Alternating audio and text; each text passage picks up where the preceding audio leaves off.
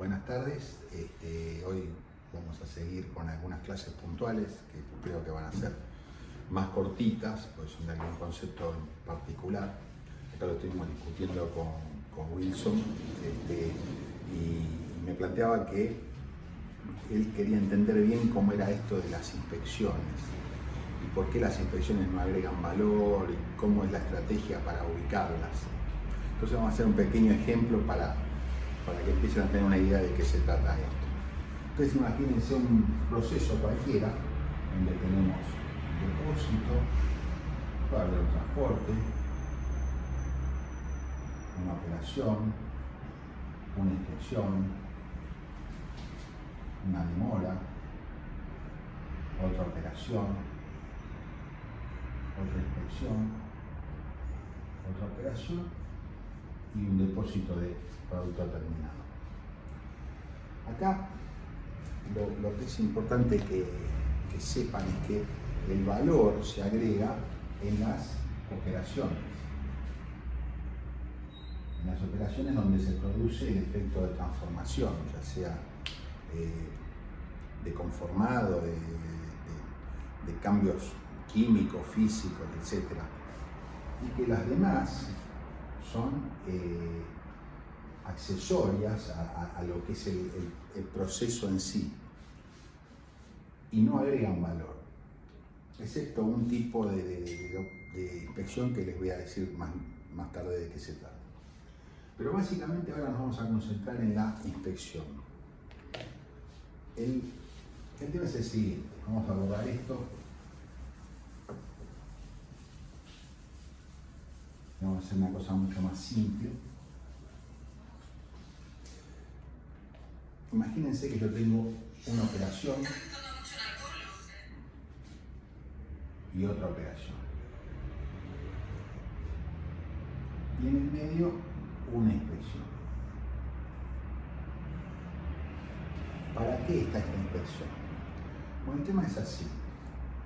Si yo graficara a lo largo de cómo va avanzando el proceso, cómo va aumentando el valor, nosotros vamos a ver que el valor aumenta en una operación, se mantiene constante hasta la siguiente y aumenta en la otra operación.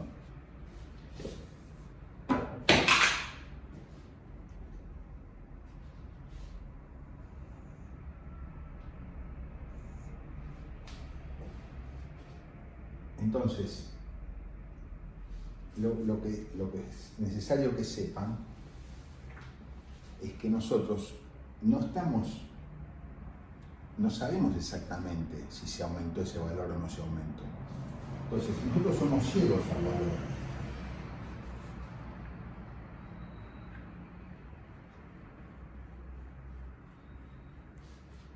Lo que conocemos es el costo en que incurrimos al hacer esta operación. O sea, nosotros sabemos que los costos, voy a ponerlo de costado, pero iría en el mismo lugar, los costos suben también a la inspección,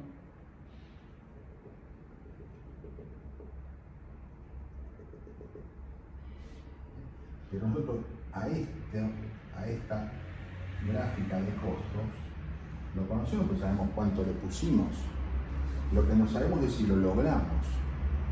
Entonces la inspección a nosotros nos sirve para tener una ventana, el negro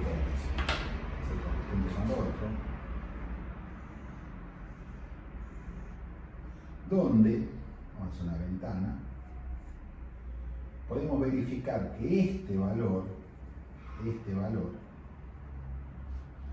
es el que correspondía después de haber hecho esta operación.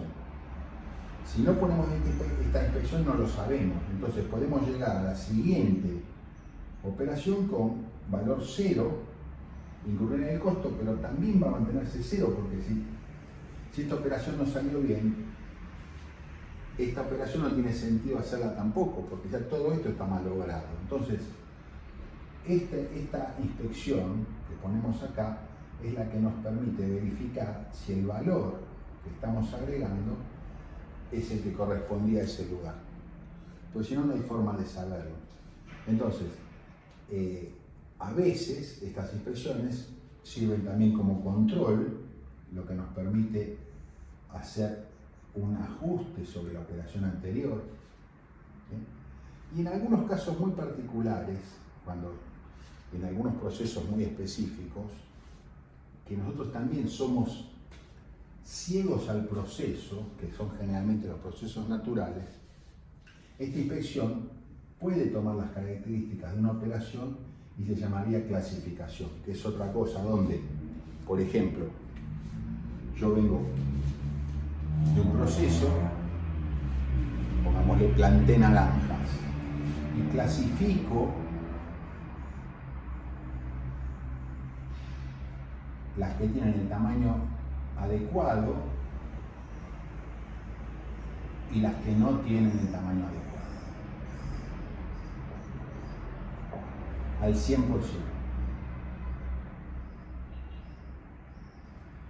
Esto no es exactamente una inspección. Y esta puede ser que agregue valor. Esta puede ser que agregue valor. Entonces, volviendo al tema, ¿para qué sirve una inspección? Para esto. Después viene la otra parte. Yo cuando estudié esta materia, me decían, no, hay que sacar las inspecciones y los transportes porque no agregan valor. El asunto es que, lo mismo que las demoras, el asunto es que no es que hay que sacarlas, hay que ubicarlas en el lugar correcto.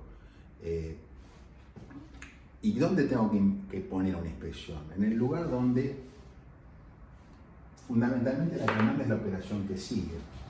Si la operación que sigue es irreversible, es necesario que yo entre seguro de lo que está pasando. Vamos a sacar esta clasificación que está acá, vamos a poner la inspección común. Por ejemplo, imagínense que yo tengo una fábrica de goma vulcanizada. Entonces tengo una pieza de goma,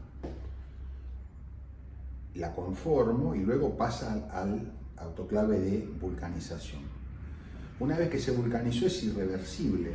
Entonces, si yo tendría que inspeccionarla, el momento de inspeccionarla es antes de vulcanizarla. ¿Por qué? Porque si está mal, la reciclo y sigo perfectamente. Mientras que si estaba mal en sus medidas o en su formato antes de vulcanizarlo y lo vulcanicé, después queda un scrap que no sirve para nada, que se desperdicia completamente. Lo mismo cuando tengo que pasar a una operación muy costosa. Si yo, por ejemplo, tengo un tratamiento a una pieza que es muy costoso, tendría que estar seguro previamente de que las medidas y los atributos de esa pieza antes de pasar a esa operación tan costosa estén correctos. Porque si no se puede llegar a hacer todo un proceso y darme cuenta al final acá, en este punto, antes de entrar al depósito de producto terminado, que estaba todo mal porque había un defecto por acá. Entonces, muchas veces se trata también hasta de asegurar la calidad de materia prima o de hacer controles acá en la materia prima antes de entrar al proceso, porque si está malograda la materia prima, todo lo demás no tiene sentido. O sea, todo este valor que yo dije que le agregué, todo este valor, no se lo agregué, en realidad no lo tuvo nunca. Se mantiene por acá, porque eso cuando llega acá lo tengo que tirar. Tiene que ir a la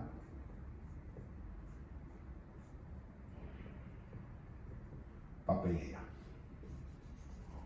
Si acá tenía un problema. Entonces, esas, digamos, dos conceptos importantes. Primero, ¿para qué sirve una inspección? ¿Para qué podría servir una inspección? Para controlar también, para hacer un bucle de control sobre la operación anterior, como segunda utilidad, y principalmente para saber si el valor que tiene realmente lo tiene. Cuando yo hablo de valor que tiene, quiero decir si tiene las características que tiene que tener, si tiene las medidas que tiene que tener, si cumple con las tolerancias, si cumple con las características físicas, no sé, dureza, maleabilidad, características químicas, porcentajes, no sé, lo que sea. Y generalmente son al azar, o sea, no son al 100%. Se hace una muestra, pero muchas veces son destructivas. Entonces, eso es lo que a mí me permite estar seguro de que aguas arriba la cosa va a seguir funcionando. Bueno, eso fue lo que tiene que ver con las inspecciones. Por otra parte, vamos a hablar un poquitito de los transportes. También otra cosa, hay que sacar los transportes. Los transportes en general,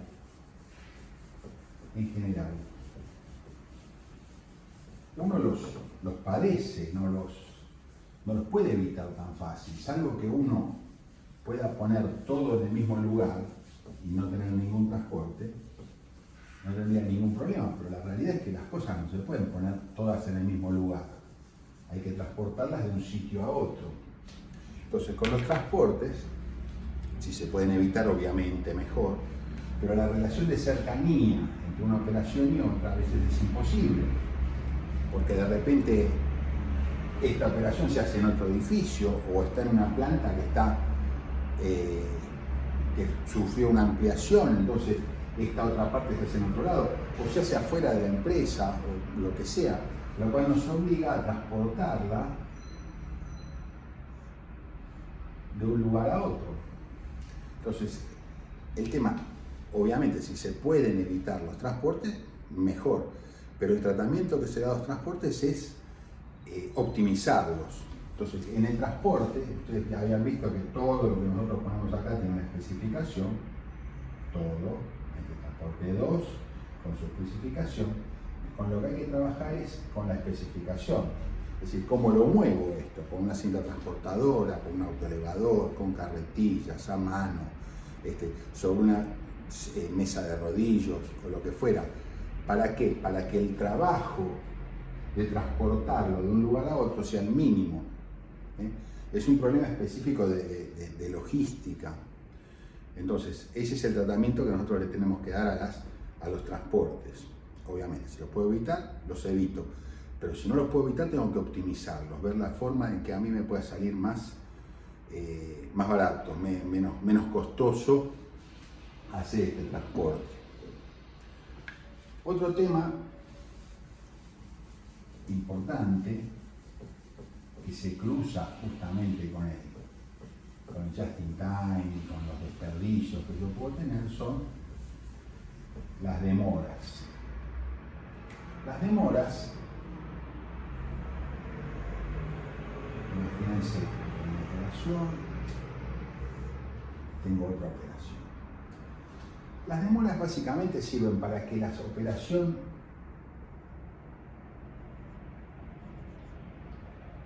aguas abajo nunca se quede sin material. Muchas veces esto es fundamental porque esta operación puede llegar a ser un cuello de botella. Ustedes saben que un cuello de botella, imagínense que esto es una botella,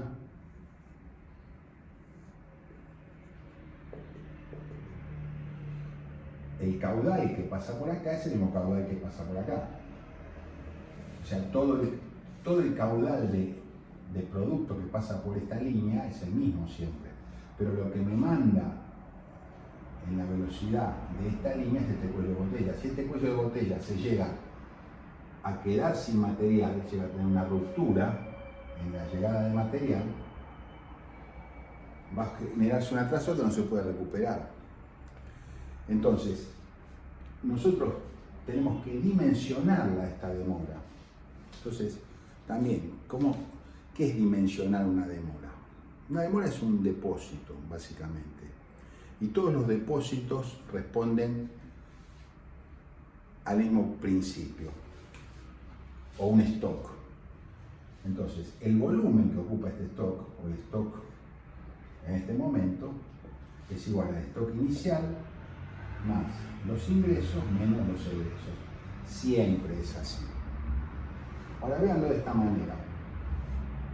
Si yo tengo una variabilidad en los ingresos y tengo una variabilidad en los egresos, a veces la composición de unos y otros me pueden hacer variar este stock. El stock que va a terminar quedando remanente acá. O sea, esto se va a mover entre dos niveles. Esto es lo que se va a mover entre un máximo y un mínimo, y voy a tener un stock de seguridad acá abajo. En definitiva, yo en una demora lo que tengo que calcular es este stock de seguridad, porque es lo que va a quedar inmovilizado. Entonces yo tengo una demora insuficiente en su tamaño, este stock de seguridad no va a ser suficiente y va a haber momentos en que me quedo sin material, o sea, como que imaginariamente este mínimo cayera por ahí debajo. Y si es demasiado grande, acá tengo un montón de dinero inmovilizado. Entonces, lo que hay que ver es tener bien medido, probabilísticamente, cuál va a ser el máximo y cuál va a ser el mínimo, para yo poder tener un stock de seguridad, que en definitiva es lo que voy a terminar calculando en mi demora. Y para calcular la ocupación o el volumen que ocupa todo lo que yo voy a dejar en esa demora, obviamente voy a necesitar el máximo. Un problema también de logística. Pero desde el punto de vista de lo que es el proceso, yo lo que tengo que ver es que esta oscilación entre máximos y mínimos nunca quede en faltante para la siguiente operación. Eso es el mismo criterio. Para que vean cómo es este tema de los stocks, ¿no? O sea, ustedes lo van a ver en layout, pero básicamente yo puedo tener muchas funciones de stock. O sea, la más famosa, la más conocida sería, yo por ejemplo tengo mi función de ingreso, mi función de egreso y mi función de stock inicial. Imagínense que yo mi función de stock inicial es una constante. Siempre trato de tener eso, o stock de seguridad. Mis ingresos, imagínense que viene, todas las semanas viene un camión. Yo tengo una función de ingreso. Y mis egresos pueden ser lineales, en este sentido, con lo cual componiendo estas tres cosas me queda mi stock inicial,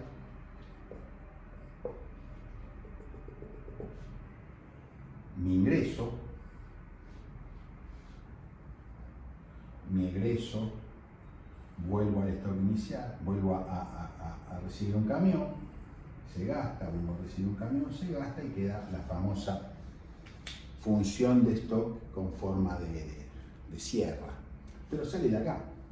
Si yo tuviera otro tipo de función, por ejemplo, acá tuviera una función de este tipo,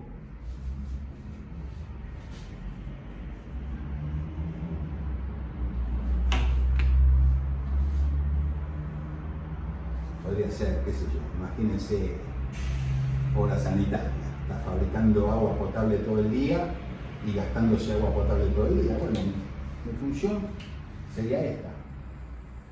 Estaría siempre en ese mismo nivel, porque lo mismo que entra es lo mismo que sale. Se componen las tres gráficas. Eso es lo que se entiende como una gráfica de stock. Esto puede ser una función, qué sé yo, de cualquier tipo, lo que quieran. O sea, los egresos pueden ser aleatorios. Bueno, se le va a sumar a los ingresos. Y esta va a ser la consecuencia de aquella. En vez de ser así, esto va a tener esta forma, ¿sí? Es lo más cercano a lo que realmente pasa. Y esto también va a tener su forma. Entonces, cuanto más incertidumbre haya, tanto en una como en otra, va a hacer que esta parte va a tener que ser más grande para salvar esa incertidumbre. O sea, el enemigo de de la economía, que es verdaderamente tener stocks innecesarios o tener que aumentar los stocks, es la incertidumbre. A mí lo que me lleva a tener stocks que en condiciones normales no necesitaría tener es la incertidumbre, tanto de los ingresos como de los egresos. Si yo no estoy seguro si va a venir el camión, si yo no estoy seguro cuánto me va a traer, si yo no estoy seguro cuánto me van a consumir, etcétera, etcétera, vamos a poner donde corresponde, acá. No estoy seguro cuánto me obliga a tener stocks de seguridad más altos. Es como si ustedes salieran a una ruta que no conocen, no saben si va a haber estaciones de servicio para cargar nafta. O sea, como no la conocen, tienen un cierto grado de incertidumbre, entonces los obliga a, quién sabe, llevan el tanque de nafta y 2 bidones de nafta más por las dudas. O sea, tienen un stock mucho más grande. Y después, quién sabe, salen a la estación de servicio, salen a la ruta y se encuentran con que hay una estación de servicio para 30 kilómetros. Y se dan cuenta de que ese stock no les servía, pero la incertidumbre previa los lleva a llevar mucho más de lo que necesitaban llevar. Entonces, repasando, las inspecciones tengo que ubicarlas, los transportes tengo que optimizarlos y las demoras tengo que dimensionarlas, con arreglo a un criterio que les acabo de decir. Así que bueno, esa es la parte que tienen que ustedes entender para poder analizar un proceso cuando hacen esas tablitas que vimos en la clase pasada y todo eso. Así que bueno, seguimos en la otra con otro tema.